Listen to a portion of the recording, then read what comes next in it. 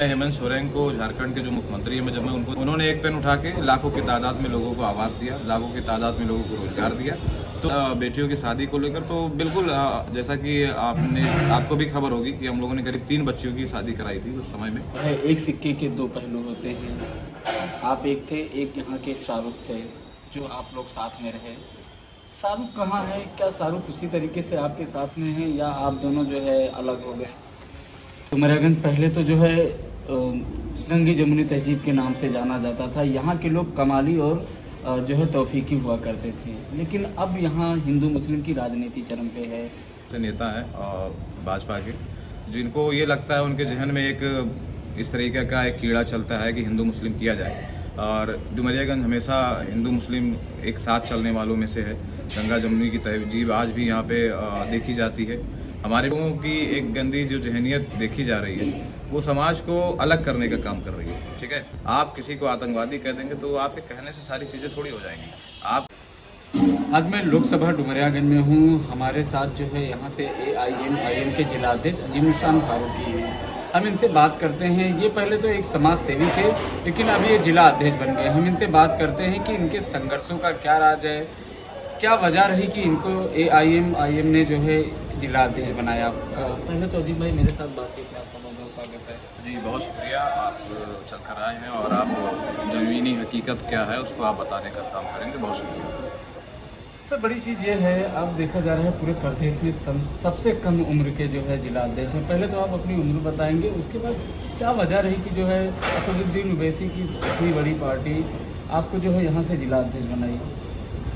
देखिए, रहा सवाल उम्र का, तो उम्र का आप अंदाज़ा लगा सकते हैं देखकर कि क्या उम्र रही है। उम्र आप ना देखिए, आप संघर्ष देखिए हमारा। और संघर्ष रही बात कि पार्टी ने क्या सोचकर हमको जिलाध्यक्ष बनाया, तो मुझे लगता है कहीं ना कहीं पार्टी ने संघर्ष देखा होगा। और संघर्ष पार्टी चाहती है कि संघर्षशीलों को जो है मौका दिया जाए और सियासत करने का, क्योंकि जो नौजवान होते हैं, जो एक उनके अंदर जोश जुनून होता है काम करने को लेकर, अपने समाज के हक हकूक़ पे लड़ने को लेकर, उसलिए उन्होंने हमको जिला अध्यक्ष बनाया। और पार्टी इतनी बड़ी पार्टी है, वो कहीं ना कहीं हमारे अंदर कुछ चमक देखी होगी, तभी उन्होंने हमको ऑफ़र किया और जिला अध्यक्ष बनाया। इससे पहले आप एक संस्था थी जो लगातार लोगों के बीच में रही, आप उससे जुड़े रहे, आपने उसके लिए बहुत मेहनत की। आपने बहन बेटियों की शादी भी करवाई जिनकी शादी नहीं हो रही थी। कोरोना जैसी महामारी में आप लोग जो है घर से बाहर निकले और लोगों की मदद की। फिर आप यहाँ कैसे आए? क्या वजह रही कि आप पढ़ा एक समाज सेवी होने के साथ साथ? बहुत बेहतर सवाल है आपका, और आप पत्रकार हैं तो ये सवाल आपका होना चाहिए। देखिए, जहाँ तक रहा सवाल कि क्या वजह रही है कि मुझे सियासत में आना पड़ा, देखिए मेरा मानना है कि जब मैं हेमंत सोरेन को, झारखंड के जो मुख्यमंत्री हैं, जब मैं उनको देखता हूँ, तो उनको जहाँ तक मैंने एक आर्टिकल पढ़ा है, उसमें मैंने देखा है कि उन्होंने सोचा कि अपने समाज को कैसे तरक्की और उन्नति की तरफ ले जाया जाए और उनको कैसे आवाज़ दिया जाए, कैसे उनके लिए बेहतर काम किया जाए। तो उन्होंने सोचा, फिर उन्होंने संघर्ष किया और लास्ट ये मोमेंट आता है आज के दौर का कि ये मुख्यमंत्री के तौर पे प्रेजेंट है।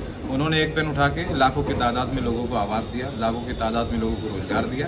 तो ये एक बहुत बड़ा सवाल होता है कि सियासत में आने का। और रही बात, आपने कहा कि आपने संगठन में काम करके आप अपने आप को हाईलाइट की है। देखिए, हर आदमी, हर नेता, चाहे कितना भी बड़ा पॉलिटिकल हो, कहीं ना कहीं अपना वर्क करता है और अपने साथियों के साथ काम करता है। मैंने जो काम किया, जो हमारी टीम थी, उन्होंने जो वर्क किया, कोविड रहा हो और या चाहे किसी भी तरीके का मुद्दा रहा हो समाज का, हर मुद्दों पे हम लोगों ने लब्बैक कहा है और समाज की समस्याओं का समाधान करने का पूरा काम किया है। और रही सवाल बेटियों की शादी को लेकर, तो बिल्कुल जैसा कि आपको भी खबर होगी कि हम लोगों ने करीब 3 बच्चियों की शादी कराई थी उस समय में। तो आप देख सकते हैं, और आप हर मुद्दों से हमारे साथ जुड़े हुए हैं। आप आज के तो है नहीं, इस डुमरियागंज के आप चर्चित चेहरे में से हैं। आप सारी चीज़ों को हमारे जानते हैं, हमारे अपडेट्स को जानते हैं, हमारे अप एंड डाउन को आप जानते हैं, हमारे संघर्षों को आप जानते हैं। तो ये सबसे बड़ा रोल होता है कि आप समाज को क्या देना चाहते हो, समाज आपसे चाहती क्या है। एक सबसे बड़ा सवाल है, एक सिक्के के दो पहलू होते हैं। आप एक थे, एक यहाँ के शाहरुख थे, जो आप लोग साथ में रहे। शाहरुख कहाँ है? क्या शाहरुख उसी तरीके से आपके साथ में है या आप दोनों जो है अलग हो गए? नहीं, देखिए, शाहरुख साहब का एक वो रोल है। हम लोग बचपन के साथी हैं, एक साथ हम लोगों ने एक ही क्लास में हम लोगों ने पढ़ाई की है, करीब 10 तक हम लोगों ने साथ में पढ़ाई की है। उस समय जब मैं कांग्रेस में हुआ करता था तो शाहरुख साहब का हमको फ़ोन आता है कि आइए मिलकर हम लोग कुछ बेहतर करते हैं। तो हम लोगों ने जन मुद्दों की लड़ाई लड़ते हुए अपने आप को प्रेजेंट करने का काम किया। और फिर उसके बाद जब पार्टी का ऑफ़र आता है तो मैं पार्टी की तरफ मैं चला जाता हूँ। और शाहरुख साहब अपने एजुकेशन और अपने उसी एक्टिविटीज़ को लेकर वो काम कर रहे हैं और लगातार अभी पिछले रमज़ान में उन्होंने अपनी टीम के ज़रिए से काम किया है। तो उस काम को तत्काल वो उस पर काम कर रहे हैं और समाज को बेहतर बनाने की कोशिश पे लगे हुए हैं। उनकी कमी नहीं खलती आपको? बिल्कुल कमी खलती है और वो हमारे साथ भी हैं, ऐसा नहीं है। क्योंकि जो दोस्त सच्चा दोस्त होता है वो हमेशा आपके दिल के करीब होता है, ऐसा नहीं है। पॉलिटिकल मुद्दे हैं आपके जो सवाल हैं बहुत तीखे सवाल हैं, लेकिन ठीक है, अच्छे सवाल हैं। और शाहरुख साहब हमारे साथ हैं और इंशाल्लाह रहेंगे। अच्छा, अजीमुल शान कहाँ से आते हैं? इनकी शुरुआत कहाँ से हुई, कहाँ से इस फील्ड में आए? अभी इसके जस्ट बाद ही हमने आपसे बताया है कि इससे पहले मैं कांग्रेस में था और जो हम लोगों ने संघर्ष किया, अगर अजीमुल शान जाने जाते हैं तो सिर्फ और सिर्फ अपने संघर्षों की वजह से जाने जाते हैं, अपने बेबाकी की वजह से वो जाने जाते हैं, अपने काम को लेकर वो जाने जाते हैं। जैसे पिछली बार जो हमने चुनाव लड़ा जिला पंचायती का, वो सिर्फ और सिर्फ अपने काम की वजह से हम लोगों ने चुनाव लड़ा और उसका रिज़ल्ट भी आप जानते हैं कि क्या रिज़ल्ट रहा है। समाज में एक अच्छी परसेंटिंग हमारी रही है और समाज ने हमको करीब 24 वोट देकर हमको जो है एक सम्मानित कैंडिडेट बनाने का दावा किया है। इसके बाद फिर आएगा तो फिर देखेंगे। ये संघर्ष हमेशा चैलेंजों से भरा हुआ है, हर चैलेंज का सामना किया जाएगा और लास्ट तक उस पर कहीं ना कहीं खरा हुआ उतरा जाएगा। आप डुमरियागंज में हैं। डुमरियागंज पहले तो जो है गंगी जमुनी तहजीब के नाम से जाना जाता था। यहाँ के लोग कमाली और जो है तौफीकी हुआ करते थे, लेकिन अब यहाँ हिंदू मुस्लिम की राजनीति चरम पे है। बीते निकाय चुनाव में यहाँ पर जो है भाजपा के नेता द्वारा इसी चौराहे से जो है हिंदू मुस्लिम की बात कही गई थी। आपका भी गांव उसी में शामिल था और आपके गांव के लोगों को भी गद्दार और आतंकवाद से जुड़ा कहा गया था।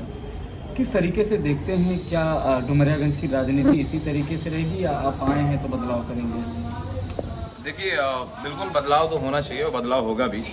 जो आपका सवाल है कि जो यहाँ पे भाषण हुआ वो पता नहीं कौन से नेता हैं भाजपा के, जिनको ये लगता है उनके जहन में एक इस तरीके का एक कीड़ा चलता है कि हिंदू मुस्लिम किया जाए। और डुमरियागंज हमेशा हिंदू मुस्लिम एक साथ चलने वालों में से है। गंगा जमुनी की तहजीब आज भी यहाँ पे देखी जाती है। हमारे भी कई ऐसे हिंदू साथी हैं जो हमारे टच में होते हैं, मैं उनके त्यौहार में जाता हूँ, वो हमारे साथ आते हैं। तो ऐसा नहीं है। देखिए, कुछ लोगों की एक गंदी जो जहनीत देखी जा रही है वो समाज को अलग करने का काम कर रही है, ठीक है। और अगर किसी को सियासत करनी है तो मुद्दों की सियासत पे आइए ना भाई। अब आप किसी को आतंकवादी कह देंगे तो आपके कहने से सारी चीज़ें थोड़ी हो जाएंगी। आप वोट है, माननीय न्यायपालिका का आपने उल्लंघन किया। न्यायपालिका का ये आदेश था कि सुप्रीम कोर्ट का ये आदेश था कि जो भी इस तरीके की हेड स्पीच दे रहे हैं उनके पुलिस प्रशासन बिना मुकदमा किए डायरेक्ट उस पर एक्शन ले सकती है। लेकिन आपने हमारी रिकॉर्डिंग भी सुनी होगी जो समाज में चल रही है। मैंने एसएचओ से जब बात किया, एसएचओ साहब से, तो उन्होंने कहा उसमें इस तरीके की कोई चीज़ें ही नहीं है। जब मैंने उनसे कहा कि हमारे पास वो वीडियोज़ हैं, मैं आपको पर्सनली भेज देता हूँ, तो उसके बाद उनकी बोलती बंद हो जाती है। तो आप देख सकते हैं किस तरीके से यहाँ का प्रशासन भी भाजपा को सपोर्ट करता दिखता है और हमेशा अधीन ही होता है सत्ताधारी के पार्टी के लोगों के साथ यहाँ का जो प्रशासन है। और जिस तरीके से उन्होंने बचलिया, हल्लौर, जमजुआ और वासा और बितरिया को उन्होंने कोड किया, तो तमाम जगहों से हमको फ़ोन आया। अल्हम्दुलिल्लाह अल्लाह ने जो हमको एक इस उम्र में जो हिम्मत और ताकत दी है, मैं दुआ करता हूँ कि ये हिम्मत ताकत रहे और मैं ऐसे ही जुल्म के ख़िलाफ़ अगर बोलना बगावत है तो मैं बागी। आपने तो जो है और उसी तरीके से बेबाकी से उन्होंने जो है उसका पलटवार किया, जबकि ये पूर्व के विधायक रहे तौफीक साहब की बेटी ही वो गंगा जमुनी तहजीब के नाम से जाने जाते थे।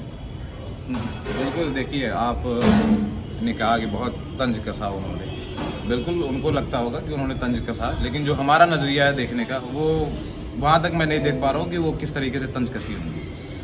उनको अगर वो माननीय विधायक हैं आज की, चाहे भले वो सरकार में ना हो, लेकिन एक प्रोटोकॉल होता है, उस प्रोटोकॉल की अहमियत होती है सिस्टम में, समाज में और आपके अंदर भी। तो आपको तो पेपर वर्क में जाना चाहिए, आपको चुनाव आयोग के पास जाना चाहिए था, आपको डीएम साहब के पास जाना चाहिए था, आपको उसको पेपर वर्क में लाना चाहिए था। लेकिन आप भी कहीं मंच लगाकर भाषण दे रहे हो उनके खिलाफ, तो ये एक पॉलिटिक्स का जरिया है और आप पॉलिटिक्स ही कर रहे हो। तो ऐसा कुछ नहीं है।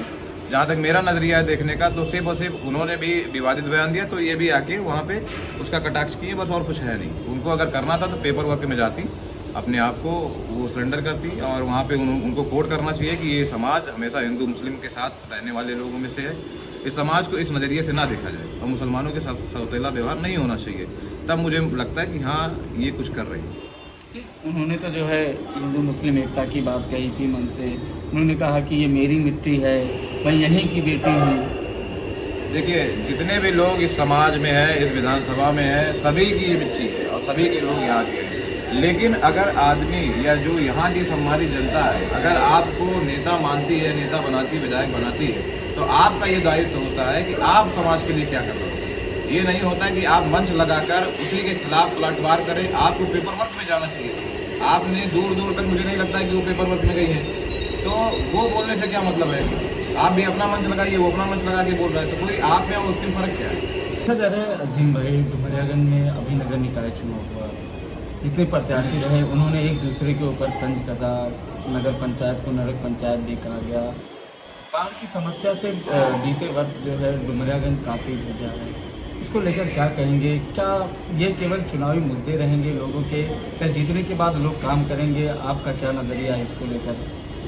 देखिए जहाँ तक रही है बाढ़ के सवाल और डुमरियागंज नगर पंचायत को नरक पंचायत कहा जाए, तो उसमें कोई दो राय नहीं कहना चाहिए लोगों को, क्योंकि मेरा मानना है कि जहाँ तक जब मैं देखता हूँ डुमरियागंज को, इस ज़िले को, कि उत्तर प्रदेश का सबसे पिछड़ा ज़िला सिद्धार्थनगर है। और ये आपका जो बेल्ट है ये पूरा बाढ़ग्रस्त वाला बेल्ट है। और पिछली बार जो बाढ़ अभी आई थी आपने देखा होगा कि किसने पहल की और कौन कौन जाके पहुँचा है। मैं फिर से अगर मैं विधायक पे आता हूँ तो सारी चीज़ें खुलेंगी, तो ठीक है मैं ये रोक देता हूँ। बाकी आप लोग समझदार हैं, जनता समझदार है, चीज़ों को समझ रही है, ऐसा नहीं है। तो ये बाढ़ पीड़ित इलाका है और हर बार लोगों को बाढ़ का सामना करना पड़ता है। और बार बार जब वो उसी का सामना करे, लोगों को भी आदत पड़ गई है कि चलो ठीक है अब आ ही रहा है तो देखा जाएगा। लोग ऊंचे ऊंचे मकान बना रहे हैं, लेकिन ये लोग नहीं समझ पा रहे हैं कि चलिए जो हम नेता चुन रहे हैं, जिसको मैं सदन भेजने का काम कर रहा हूँ, उससे जाकर बात की जाए कि इस तरीके की समस्याओं का सामना हमको क्यों करना पड़ रहा है बार बार। ये लोगों को उठना चाहिए। और देखिए चाहे पॉलिटिकल हो, अधिकारी हो या कोई वकील हो, जब तक विक्टिम उसके साथ नहीं खड़ा होता है कोई उसकी लड़ाई नहीं लड़ पाएगी। आपने विधायिका जी पर तंज कसा। हम लोग जो है विधायिका जी के साथ में कवरेज करने गए थे बाढ़ग्रस्त क्षेत्रों की। वहाँ पर जो है एक बच्ची की मौत भी हुई थी। इसको लेकर वो जो है अपनी स्टीमर छोड़ के उसकी डेड बॉडी को जो है बाहर भेजी थी दफनाने के लिए। निवर्तमान विधायक राघवेंद्र जी की बात की जाए तो वो भी लगातार क्षेत्र में चल रहे थे, आप क्षेत्र में चल रहे थे, तो क्या माना जाए? नहीं ठीक है, देखिए इस तरीके की अगर आपदा आ रही है तो किसी भी खेमे का नेता हो, विधायक हो या कोई भी हो, लोगों को एक साथ निकलना चाहिए। ये हमारे समाज की खूबसूरती है और इस देश की खूबसूरती है कि हर नेता अगर उस वक्त खड़ा होता है जब जनता परेशान होती है, लोग परेशान होते हैं, जब लोगों को की हालत बहुत पस्त होती है, तो हर समुदाय के नेता, हर खेमे के नेता निकल कर आए। ये एक समाज में एक अच्छा मैसेज है और इस समाज को यही चाहिए कि हमारे मुसीबत में जो काम आ रहा है वो ये अपना है। और यहाँ कोई पॉलिटिकल नज़रिए से आप ना देखिए। अगर हम पॉलिटिकल चश्मे को उतार देते हैं तो वहाँ देखते हैं कि वहाँ वो लोग खड़े थे जो तकलीफ में थे, उनके साथ वो हमदर्द खड़े थे, उनके अपने खड़े थे। बस इसको इस तरीके से देखा जाए तो चीज़ें बेहतर होंगी। आपके नज़रिए से क्या रहेंगे? नहीं, मेरे नज़रिए से मैं अपना ही नज़रिया बता रहा हूँ, बाकी समाज है वो अपना नज़रिया तय कर सकती है। ये मेरा ही नज़रिया है, मैं भी उसमें पॉलिटिकल हो सकता था। मैंने भी स्टीमर चलाई और रघुविंदर विधायक जी ने हमारे खिलाफ पोस्ट की, तमाम चीज़ों को उन्होंने लिखा, उनके तमाम जो कमेंट्स मैंने पढ़े, उसमें जा के लोगों ने गालियाँ बक्की, तमाम चीज़ों को उन्होंने कहा लोगों ने। तो ये लोगों की जहनीत को कोड करता है कि ये लोगों की जहनीत क्या है और क्या होनी चाहिए। आप जब किसी के दर्द में भी अवसर तलाश करते हैं तो वो चीज़ें ठीक नहीं है ना। दर्द में अपना प्रचार नहीं करना चाहिए। जैसे विधायक अगर मैं देखता हूँ मुख्यमंत्री जी को जब वो भी बांटते हैं कुछ, तो भी अपना फ़ोटो अपने थैले में डालते हैं। तो समाज है, जनता अपने नामों से अपने कामों की वजह जानी जाती है। जो पॉलिटिकल लोग हैं वो अपने वर्क को करेंगे तो समाज उनको समझेगी, जनता उनको समझती है, और इसका असर भी हमने देखा है, ऐसा नहीं है। बाढ़ की बात की जाए, आपका ही एक पोस्ट खूब वायरल हुआ था जिसमें आपने जो है निवर्तमान विधायक और मौजूदा विधायक पर जो है तंज कसा था कि टाफी बांट रही है। नहीं देखिए, टाफ़ी बांटने का सवाल ये है, टाफ़ी वो बांट रही थी, बिल्कुल जाहिर सी बात है, बच्चों को टाफ़ी दे रही हैं। बाकी जो बुजुर्ग थे उनको भी 2 रुपये का पार्ले भी दे रही थी, ऐसा नहीं है। मैं ये नहीं कह रहा हूँ कि वो टाफ़ी दे रही थी, कुरकुरे भी दे रही थी, ऐसा नहीं है। तो बाकी वो अंदर से क्या मदद की होंगी और जो यहाँ का पूर्वांचल सम्मान निधि जो आता है उस पर उन्होंने क्या किया है भाई वो जानती हैं। और ये जानने का हक मीडिया को भी है और उसको समाज में प्रेजेंट करने का भी ये आपका ही राइट है। तो आप इस पर क्या काम कर रहे हैं ये आपके ऊपर सवाल हो जाएगा। रही बात, मैं थोड़ा सा पॉलिटिकली अगर हूँ तो जाहिर सी बात है, मैं विपक्ष का मैं रोल हमेशा अदा किया हूँ और करता रहूँगा इंशाल्लाह। जब तक इस बॉडी में सांस रहेगी मैं जुल्म के खिलाफ लड़ता रहूँगा। अगर किसी को बुरा लग रहा है तो लगने दीजिए, कोई दिक्कत नहीं, लगना भी चाहिए। एक चीज़ ये है, आप संघर्षों की बात कर रहे हैं, आप लगातार संघर्षों से जुड़े रहे, आपने समाज के लोगों के लिए आवाज़ उठाई, किसी भी तरीके का मुद्दा हो आप सबसे पहले खड़े हुए, किसी तरीके का विवादित बयान आया आप पहले सबसे थाना जो है पहले थाना चौकी जहाँ भी पहुँचना था आप सबसे पहले पहुँचे, इसका क्या राज है? देखिए, बहुत अहम सवाल और ये मुझे लगता है जनता भी इस चीज़ को समझती है। और जहाँ तक अगर मैं इस तरीके के मैं सवाल पे मैं खड़ा होता हूँ तो ये सीधा सीधा सबसे पहले अल्लाह का बहुत बड़ा रहम करम है। दूसरा ये है कि मैं सियासत कर रहा हूँ तो जो मेरे बेबाकी का एक उसूल है कि मैं बेबाक होकर मैं बात करता हूँ, अधिकारी है, प्रशासन है, जो भी है, इसलिए बात करता हूँ क्योंकि मुझे अपने फंडामेंटल राइट्स पता है। मैं इसलिए बात करता हूँ क्योंकि मैं दलाली नहीं करता हूँ। मैं इसलिए बात करता हूँ क्योंकि मैं मक्कारी नहीं करता हूँ। मैं इसलिए बात करता हूँ क्योंकि किसी का छीन झपट के मैं खाता नहीं हूँ। मेरे अंदर चिटरई नहीं है, मेरे अंदर और भी इस तरीके की एलिगेशन नहीं आते हैं। तो इसलिए मैं उन मुद्दों पे, और वही चीज़ें मुझे ताकत देती हैं कि मैं बेबाक बनूँ, और इसीलिए मैं बेबाकी से अपनी बातों को रखता हूँ और उसका असर समाज देखती है। आप हर फील्ड में गए, लेकिन डुमरियागंज हो या पूरा सिद्धार्थनगर जिला, आप जिला अध्यक्ष हैं यहाँ के, स्वास्थ्य महकमे के नाम पर जो है गरीब जनता को जमकर लूटा जा रहा है। कई लोग जो है मौत के घाट उतार दिए गए, कई अस्पताल में जो है डॉक्टर नहीं रहते हैं, फर्जी डॉक्टर जो है इलाज करते हैं। किस नज़रिए से देखते हैं आप, और आपके कई साथी भी डॉक्टर हैं? देखिए, बिल्कुल मेरे से कई साथी डॉक्टर हैं, अच्छी बात है, डॉक्टरी लाइन में आना चाहिए लोगों को। लेकिन मैं हॉस्पिटल को मैं इस तरीके से देखता हूँ, चाहे वो गवर्नमेंट हॉस्पिटल हो, प्राइवेट हॉस्पिटल हो। मैंने गवर्नमेंट हॉस्पिटल की भी मैंने फिल्म बनाई थी, आपने देखा होगा। अभी नहीं, अगर किसी को यकीन है तो वो हमारे फेसबुक पेज पे जा सकता है, देख सकता है उसको। जिस तरीके से कचहरी और ब्लॉकों में भ्रष्टाचार है, उससे बेहतर, उससे कई ज़्यादा गुने में तेज़ी में हॉस्पिटलों में भ्रष्टाचार है और लोगों को इस कदर लूटा जाता है कि क्या बात करें। अगर आप कहीं किसी कपड़े की दुकान पे, ज्वेलरी की दुकान पे अगर आप जाते हो तो आप उससे कह सकते हो कि भैया थोड़ा सा डिस्काउंट कर लीजिए, हम गरीब हैं, ये है वो है, खाने पीने की चीज़ें हमको दिक्कत होती हैं। तो हो सकता है अगला रहम खाकर आप पे एहसान कर दे।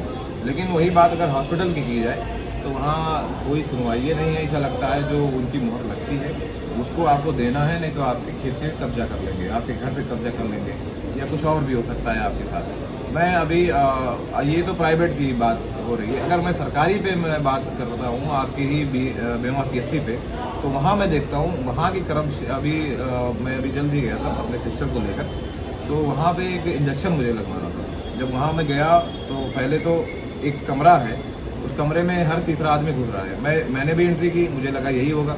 तो वहाँ के जो स्टाफ थे, जो नए नए लड़के, तो उन्होंने कहा आप जाइए, यहाँ से निकलिए, बाहर जाइए। तो मैं एकदम साइलेंटली मैं आ गया, जो वहाँ का प्रोटोकॉल है मैं उसके तहत मैं काम करने लगा।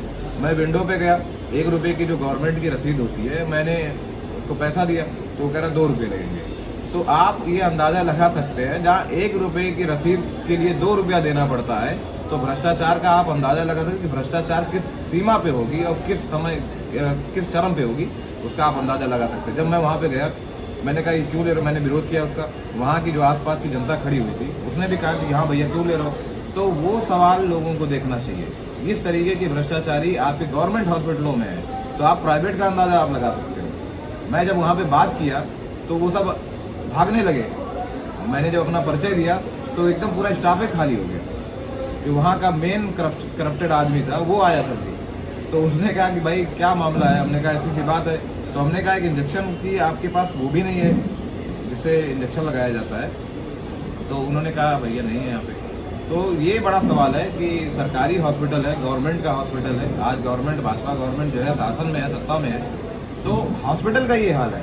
तो आप क्या देख सकते हैं? सरकार तो कह रही है ना कि हमने जो है भाजपा सरकार बनने के बाद यहाँ पर जो है मेडिकल कॉलेज बन गए, स्वास्थ्य सुविधाएं ठीक करने की बात कह रही है, आप कह रहे हैं करप्टेड है। देखिए, इमारत बनाना और उसमें काम करना 2 अलग चीज़ें होती हैं। आप स्ट्रक्चर बना दीजिए पूरा, उसमें कोई है ही नहीं, तो आप पेपर वर्क में काम करके उसको करप्टेड का अपने आप को साबित करिए। आप उस चीज़ को कहीं ना कहीं गवर्नमेंट को धोखा देकर उस अमाउंट को अपने जेब में डाल रहे हो। अपने रिलेटिव के लोगों को मजबूत कर रहे हो, तो आप उस चीज़ों को कहाँ मजबूत, जनता को आप कहाँ मजबूत कर रहे हैं भाई। मैंने अभी आपको मिसाल दिया कि 1 रुपये की जगह जहाँ 2 रुपया मांगा जा रहा है, तो आप उसका अंदाज़ा लगाइए ना। आपके सवाल भले टेढ़े होके हमारे पास आते हैं, लेकिन आपको भी ये सोचना चाहिए और जनता को भी ये सोचना चाहिए कि आप जब 1 रुपये की रसीद का 2 रुपया वहाँ पे मांगा जा रहा है, तो आप इस भ्रष्टाचार का अंदाज़ा आप लगा सकते हो कि गवर्नमेंट हाल सरकारी हॉस्पिटलों की क्या हाल है और उसके बाद प्राइवेट के क्या हाल होगी, उसके तो अलग ही नियम है। बहुत प्राइवेट अस्पताल की थी सरकार हर तरीके से काम कर रही है, कह रही है स्वास्थ्य सुविधाओं के लिए हम करोड़ों रुपए पानी की तरह बहा रहे हैं, जिससे जनता लाभ भी उठा रही है। लेकिन प्राइवेट अस्पतालों की बात की जाए, जो है एक पेन किलर लेने के लिए वहाँ लोगों की कमर टूट जा रही है। जाहिर सी बात है, देखिए आदमी या जो जनता है इस समाज की, वो सरकार के पीछे क्यों भागती है। प्रधानमंत्री है तो वो अकेले का या हिंदू समाज का प्रधानमंत्री तो है नहीं भाई। ये इस समाज की, इस देश के जितनी भी आबादियां हैं, चाहे हिंदू मुस्लिम सिख ईसाई, जो भी कम्युनिटी इस समाज में रह रही हो, वो सब के प्रधानमंत्री है। जो मुख्यमंत्री है वो भी नियम इसी पे आता है। अगर कोई विधायक हो रहा है, चाहे वो भगवाधारी हो या कोई विधारी हो, अगर वो कोई विधायक हो रहा है तो वो पूरी क्षेत्र के, पूरी आबादी के लोगों का वो विधायक बनता है, ना कि किसी कम्युनिटी का विधायक बनता है, ना कि अपने घर का विधायक बनता है। अगर ये कहते हैं कि पानी की तरह पैसा फेंक रहे हैं, तो जाहिर सी बात पानी की तरह फेंक ही रहे हैं, उस पर कोई असर नहीं है। और जब गवर्नमेंट पे आपकी कमर टूट जाती है एक पेन किलर लेने में, तो प्राइवेट की मैं वही बात कर रहा हूँ, प्राइवेट की हाल क्या होगी। आप अगर प्राइवेट अस्पतालों में अगर आप अपने इलाज को कराने की सोच रहे हैं, तो आपको पहले 1-1.5-2 बीघा बेचना पड़ेगा, उसके बाद आप प्राइवेटों में जाइए। लोगों से जुड़े सवाल, समाज को किस नज़रिए से देखते हैं, आप क्या चाहते हैं समाज में किस तरीके का काम हो। यहाँ की जनता लगातार बेरोजगारी, महंगाई से त्रस्त है। यहाँ के जो है सरकार ने वादा किया था कि मनरेगा से जो है लोगों को रोज़गार दिया जाएगा। यहाँ से जो प्लान करके दूसरे शहरों में रोज़गार के लिए जाते हैं, अक्सर देखा जाता है वो बीमारी से ग्रसित होके या किसी हादसे का शिकार होकर मर जाते हैं, उनकी डेड बॉडियाँ तक यहाँ नहीं पहुँचती। इसको किस नज़रिए से देखते हैं? देखिए, सरकार की बात ये है, आज़ादी के बाद से आप देखे रहे हैं कि सरकार ये जब से, या तो भाजपा सरकार को आप देखिए, ये जो अपने आप को हमेशा हर मुद्दों पे प्रेजेंट करना चाहती है और अपना प्रचार करने में लगी रहती है। भाजपा पार्टी ये है कि उनका ग्राउंड पे कोई वर्क नहीं है, पेपर वर्क में सारे वर्क होते हैं उनके। और मैं फिर से उसी पे आता हूँ, नाली खर्चा वगैरह जो भी है, समाज के जो अहम मुद्दे होते हैं, जो जनता से जुड़े होते हैं, नाली का है, रोड का है और पानी का है। सबसे बड़ा सवाल पानी का हो गया आज के दौर में। अभी आपने देखा होगा कि सरकारें किस तरीके से काम कर रही हैं। आप अपने डुमरियागंज की हाल देख लीजिए, यहाँ पे जितने भी चीज़ें हो रही हैं, अगर ये जनता सोच ले, मैं अपील करता हूँ प्रधानमंत्री से कि हमारे आप हिंदू भाइयों को जो पेट्रोल की कीमत है, मैं भी 100 रुपये में देता हूँ, जो हमारा हिंदू समाज का जो हमारा दोस्त है वो भी 100 रुपये में देता है। ऐसे एक बार हमारी बात हो रही थी, तो हमने कहा यार, जो ये भाजपा सरकार हिंदू और मुस्लिम का काट खेल रही है, उसको, उस नज़रिए को आप देखिए ज़रा, और उस पर ये सोचिए कि अगर 100 का पेट्रोल मैं ले रहा हूँ तो 100 का पेट्रोल आप भी ले रहे हैं। तो वो सरकार जो हिंदू होने का बहुत बड़ा वादा करती है और पता नहीं क्या क्या उनके प्रोपोगंडाज है, जो समाज में एक्टिविटी हमेशा एक्टिव रहते हैं। तो आप यहाँ से सोचिए कि अगर मैं 100 का पेट्रोल ले रहा हूँ तो 100 का पेट्रोल आप भी ले रहे हो। तो इस चीज़ को आपको सोचना चाहिए। वो अगर हमारे में और आप में कोई फ़र्क नहीं है, क्योंकि जो महंगाई का मैं शिकार हूँ वही महंगाई के शिकार आप भी हैं। तो अगर इस तरीके की चीज़ें हैं, मैं चाहता हूँ प्रधानमंत्री, मुख्यमंत्री जी से कि हमारे हिंदू भाइयों को 50 रुपये की लीटर आप पेट्रोल दीजिए। सरकार तो सबका साथ सबका विकास की बात करती है ना, आप ये हिंदू मुस्लिम क्यों घुसा रहे हो? देखिए, हिंदू मुस्लिम मैं इसलिए घुसा रहा हूँ, इसमें घुसाने का कोई सवाल नहीं है। ये लोगों को दिखता है, ठीक है, और समाज इस चीज़ को देखती भी है कि कौन सी सरकार किस तरीके से काम कर रही है। तो आप अभी तमाम मुद्दे हैं यार, कितने मुद्दे को मैं जुड़ा हुआ यहाँ पे बैठ के, तमाम चीज़ें समाज में चल रही है। आप किसी भी मुद्दे को, किसी भी साइड को, सोशल साइड को आप खोलिए, उसमें आपको वही दिखेगा। तो मेरे घुसाने से कुछ नहीं होगा यार। मैं कह रहा हूँ कि समाज को, लोकतंत्र देश है ये, हर आदमी आज़ाद है, सभी के फंडामेंटल राइट्स हैं। तो वो नज़रिया जो है भाजपा की तरफ से है ना, मेरे कहने से खुद थोड़ी कुछ हो रहा है। मैं तो चाहता हूँ कि मेरा प्रधानमंत्री अगर कोई बने तो बैरिस्टर ओवैसी साहब बने। तो मेरे कहने से अगर हो जा रहा है तो बिल्कुल बेशक बनाइए आप बैरिस्टर ओवैसी साहब को, फिर देखिए समाज किस तरीके से चलता है। सरकार ने जो है रोज़गार देने का वादा किया था, लेकिन रोज़गार के नाम पर जो है यहाँ से मजदूर प्लान करके दूसरे शहरों में जाते हैं और वो हादसा और घटना का शिकार होते हैं और उनकी मौत हो जाती है, उनकी डेड बॉडी यहाँ तक नहीं पहुँच पाती है। इसको किस नज़रिए से देखते हैं आप? इसको इस नज़रिए से देखा जा रहा है कि जो समाज है यहाँ पे, चाहे युवा हो या किसी भी कास्ट का या किसी भी एज का एक इंसान हो, अपने परिवार को चलाने के लिए उनके दो निवालों की व्यवस्था करने के लिए वो जद्दोजहद करता है। चाहे वो रक्षा चलाने वाला हो या हमारा मुंशी भाई हो या सब्जियां बेचने वाला कोई साथी हो, तो हर आदमी जिस तरीके सरकार कहती है कि सबका साथ, सबका विकास और सबका विश्वास, तो ऐसा कुछ नहीं है। इनके जो नारे आते हैं कि बेटी बचाओ बेटी पढ़ाओ, वो उस नारे का भी असर आपने देखा है, तो इस नारे का भी इनका असर आपको दिखता होगा और समाज देख ही रही है।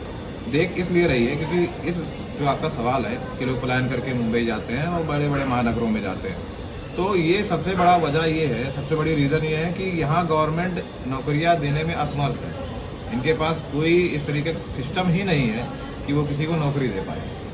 इनके सिर्फ इनका ये जो एजेंडा है सिर्फ और सिर्फ ये है कि लोगों के जहन गंदा किया जाए और लोगों को लड़ाने का काम किया जाए। वो ना किसी की निवालों का वो व्यवस्था कर सकते हैं, ना किसी के एजुकेशन का वो व्यवस्था कर सकते हैं, ना किसी की सुरक्षा का व्यवस्था कर सकते हैं, ना बेटियों के सम्मान का व्यवस्था कर सकते हैं।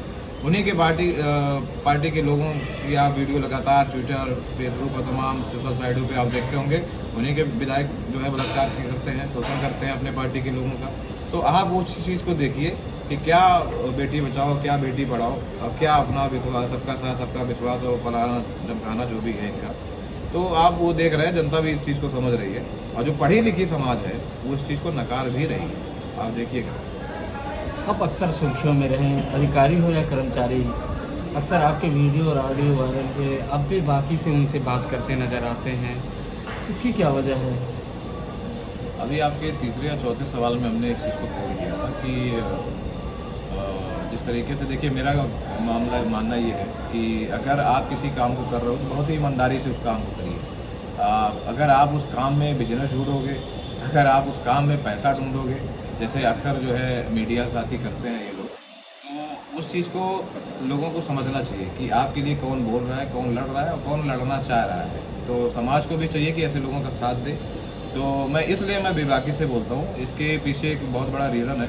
सबसे पहले तो मैं अल्लाह रब्बुल इज़्ज़त का बहुत बड़ा रहम व करम है कि इस बॉडी में मेरे पास कुछ है नहीं। इस बॉडी में एक कलेजा है जो बहुत दमदार है, जो हमेशा जुल्म के खिलाफ लड़ा है और इंशाल्लाह लड़ता रहेगा जैसे जब तक इस बॉडी में सांस चलेगी।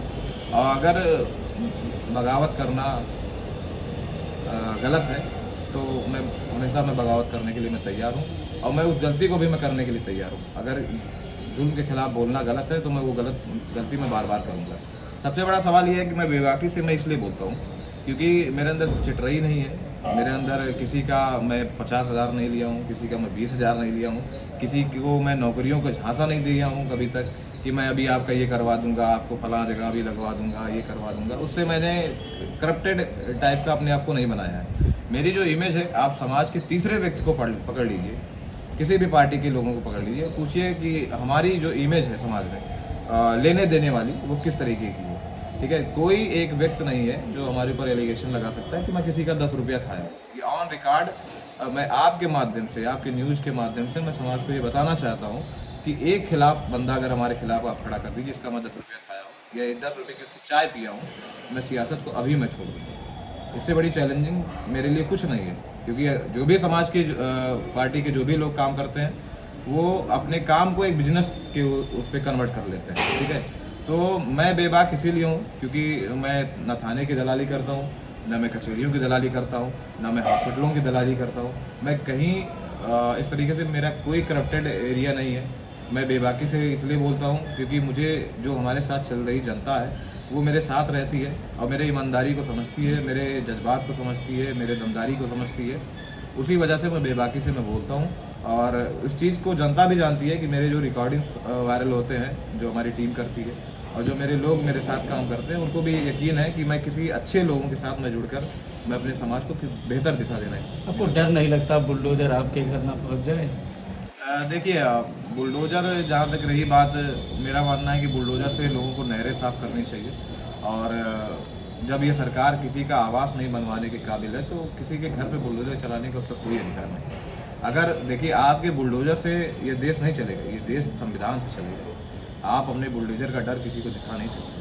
अगर आप चला दोगे तो चला दीजिए ना, कोई दिक्कत थोड़ी है यार। हम लोग देखिए, मेरा मानना, ये मेरा ईमान है कि जब मैं पैदा हुआ तो मेरे तन पे एक धागा नहीं था।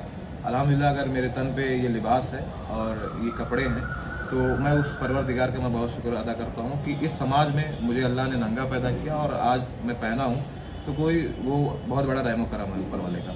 अगर बाबा जैसे लोग जो हमारे मुख्यमंत्री कहे जा रहे हैं, उनको अगर इस बात का ये लगता है कि हम किसी के यहाँ बुलडोजर चलवा देंगे, किसी के ऊपर बुलडोजर चलवा देंगे, किसी के आवास को हम जैसे एक ये होता है ना कि देहात में एक चीज़ होती है कि जब मैं नानी के यहाँ जाता था तो ये लोग कहते थे कि देखो किसी चिड़िए को परिंदे को ना मारना, उसके घोंसले को ना निकालना।